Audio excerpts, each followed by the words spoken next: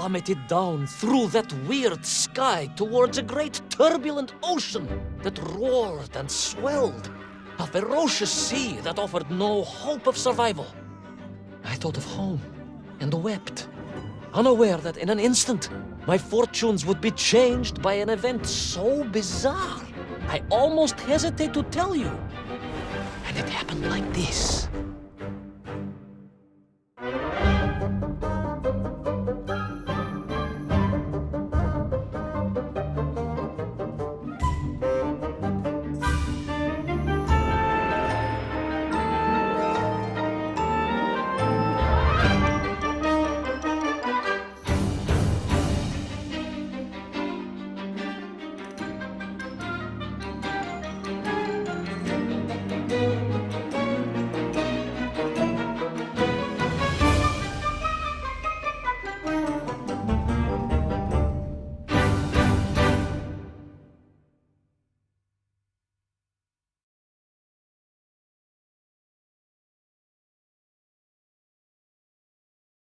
A giant whale? It was huge, General. You were swallowed by a giant whale. Yes, General. You look remarkably well for a man who was swallowed by a whale. I am blessed with a strong constitution, General.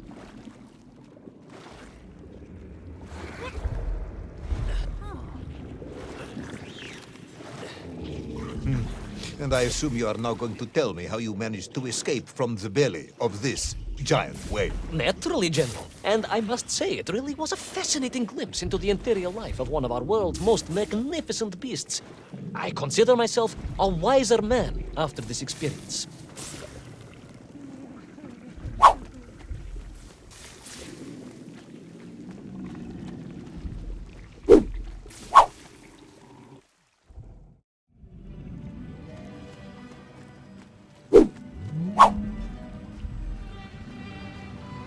An extraordinary place, General. I could perhaps deliver a lecture on the subject to Moscow University's Zoological Society, if you like.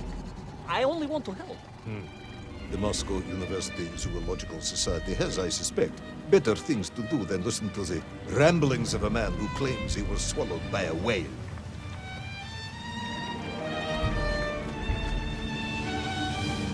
That is a shame, General. People can be so closed-minded. I, on the other hand, have little choice but to hear you out.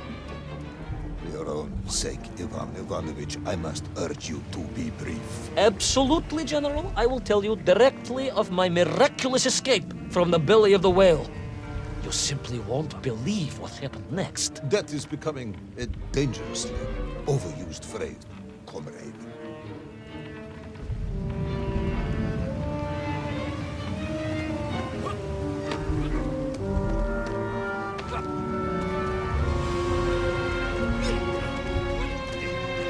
And so I found myself deep within the whale's organs.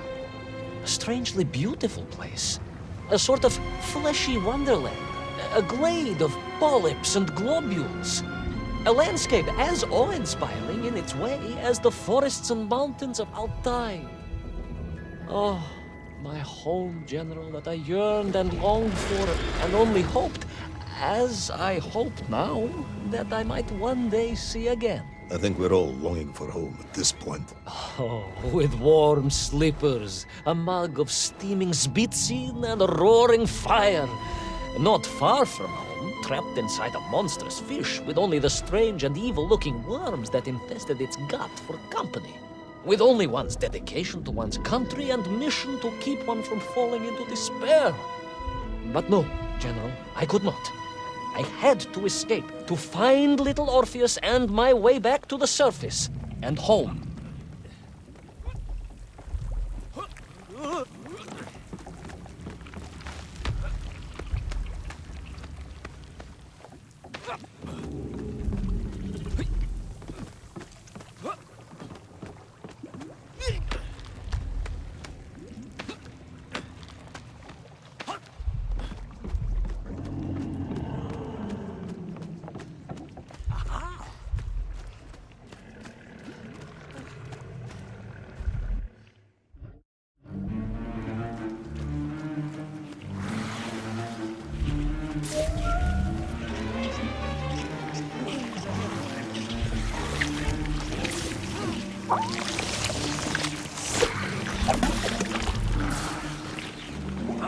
Worms, you said, living inside the whale.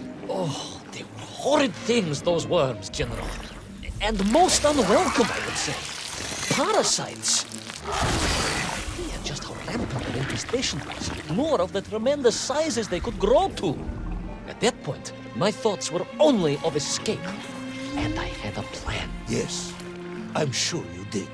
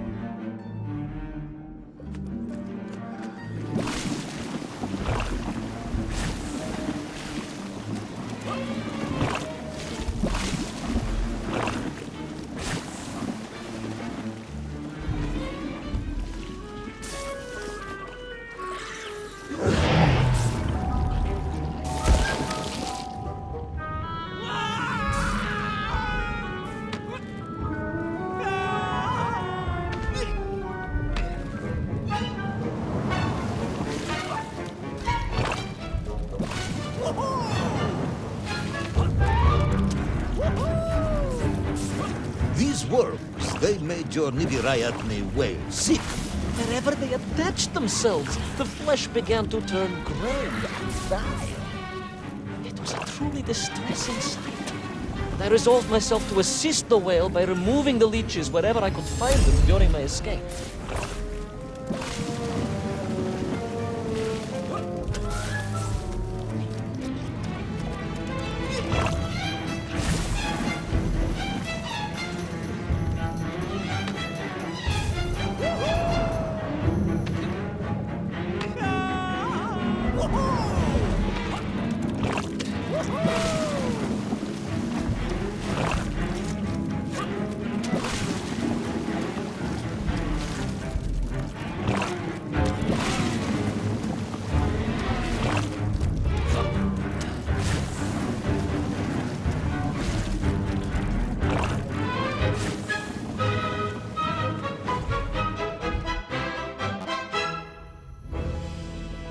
In my mind, it was a simple plan, General.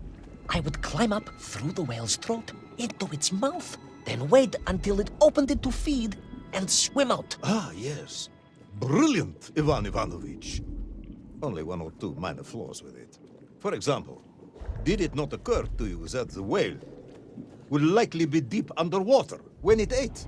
Вы правы, General, but I am a strong swimmer. As a child, my parents would take us to holiday near Irkutsk, where we took constitutionals in the waters of Lake Baikal. In fact, my mother often called me her маленький морской котик.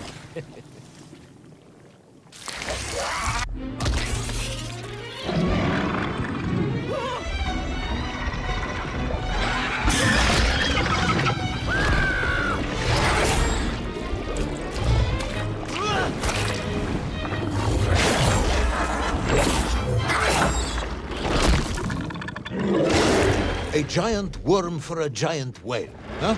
At the risk of repeating myself, it was huge, General.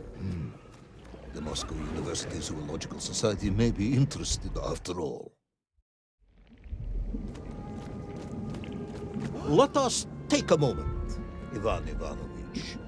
Your ridiculous plan to escape through the mouth of the whale failing, you would now have me believe you had embarked on some misguided crusade to free it of the worm infestation. To what end, exactly? When one suffers, we all suffer, General.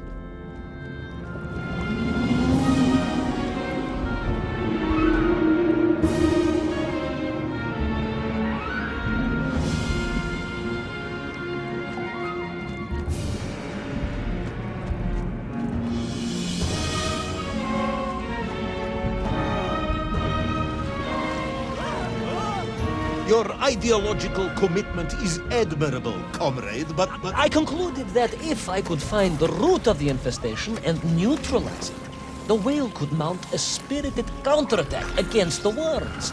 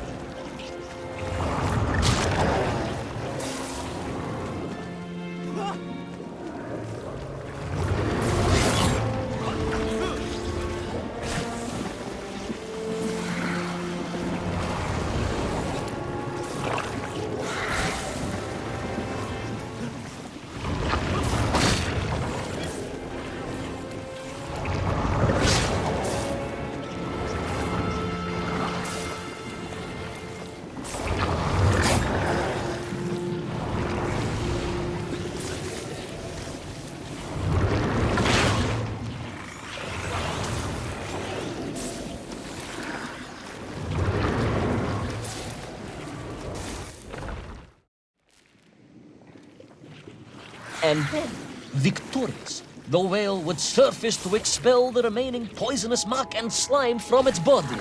And at that point, I could escape through the nearest convenient orifice. In this case, most likely the blowhole. That is the most revolting thing I've ever heard. Henry, we are Russians.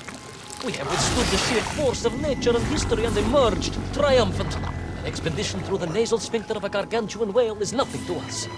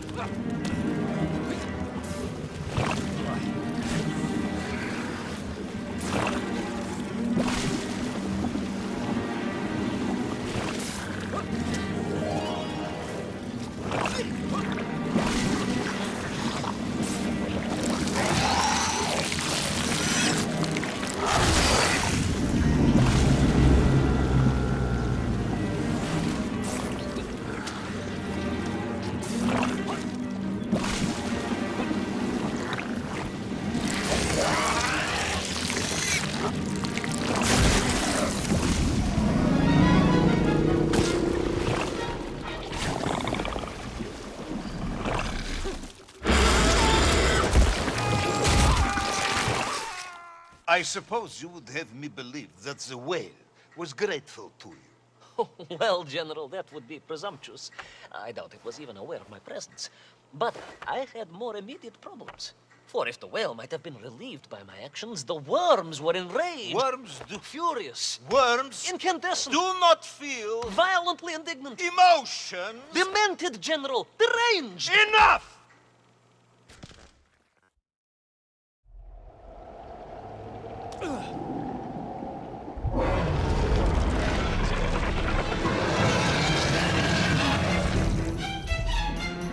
Where is little Orpheus? Where is my bomb? Unless you are trying to tell me the whale smoked that as well. No, it did not, General. That would be absurd. No, Ivan Ivanovich, you are absurd. Your story is absurd. This whole ridiculous fairy tale is absurd.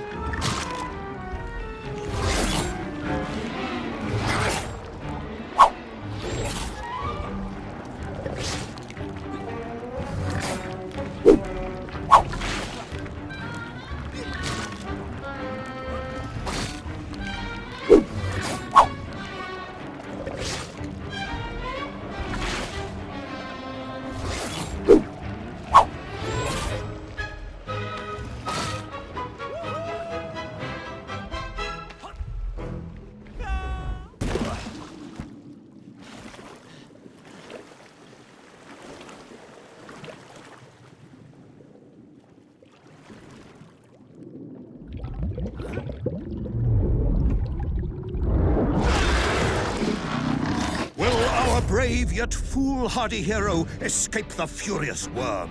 Will he be doomed to spend his days trapped in the innards of a bad-tempered cetacean?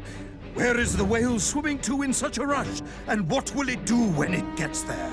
Is the general about to lose his temper and order the cosmonaut shot?